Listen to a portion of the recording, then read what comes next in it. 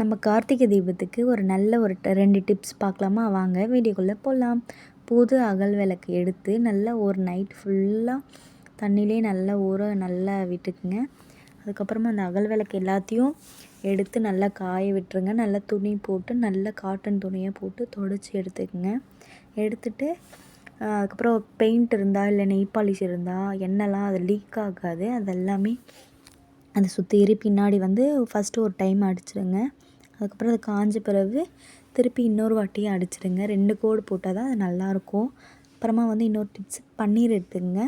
பன்னீர் எடுத்துகிட்டு குங்குமம் எடுத்துக்கங்க. குங்குமம் எடுத்து அந்த பன்னீரில் நல்லா கலந்து விட்டுக்குங்க. அதுக்கப்புறமா மஞ்சள் எடுத்துக்கங்க. மஞ்சள் எடுத்து நல்லா அதில் பிட் பண்ணி குங்குமம் எடுத்து ஒரு பட்ஸ் எடுத்துக்கங்க. இல்லைன்னா கையால் கூட எடுத்து இது பண்ணிக்கலாம். பட்ஸ் எடுத்து நல்லா அழகாக பொட்டு வச்சுக்கோங்க. பொட்டு வச்சதுக்கப்புறமா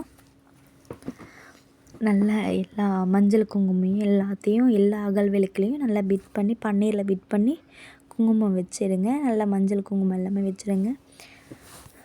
ஒரு தட்டு எடுத்துங்க, தாம்பல் தட்டு எடுத்துக்கங்க. அதுக்கப்புறமா அகல் எல்லாமே அதில் வச்சுருங்க.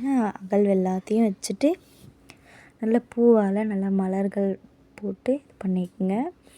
அப்புறமா பவுட்ரு இருக்குல்ல, நம்ம பான்ஸ் பவுட்ரு இருக்குல்ல, அந்த பவுட்ரை இந்த அகல் விளக்கில் கொஞ்சம் போட்டு கொஞ்சம் ஃபுல்லாக அப்படி கை வச்சு இல்லை ப்ரஷ் வச்சு ஏதாச்சும் வச்சு ஃபுல்லாத்தையும் நல்லா இது பண்ணி விட்டுருங்க. அதை பண்ணி விட்டுட்டோம்னா நல்லா அகலில் எண்ணெய் ஊற்றினாலும் சரி நெய் ஊற்றினாலும் சரி அது லீக் ஆகாது. வெளில பஞ்சுத்திரி போட்டு அகல் விளக்கு ஏற்றுக்குங்க. அதுதான் ரொம்ப நல்லது, பஞ்சுத்திரி போட்டு ஏற்றுனா. இதுதான் என்னுடைய டிப்ஸு. இந்த வீடியோ உங்களுக்கு பிடிச்சிருந்தா லைக் பண்ணுங்கள், ஷேர் பண்ணுங்கள், கமெண்ட் பண்ணுங்கள். நம்ம சேனலை புதுசாக யாருன்னா பார்க்குறீங்கன்னா சப்ஸ்கிரைப் பண்ணிக்கோங்க ஃப்ரெண்ட்ஸ். பாய். புதுசாக வர யூடியூபருக்கு சப்போர்ட் பண்ணுங்கள் ஃப்ரெண்ட்ஸ். பாய்.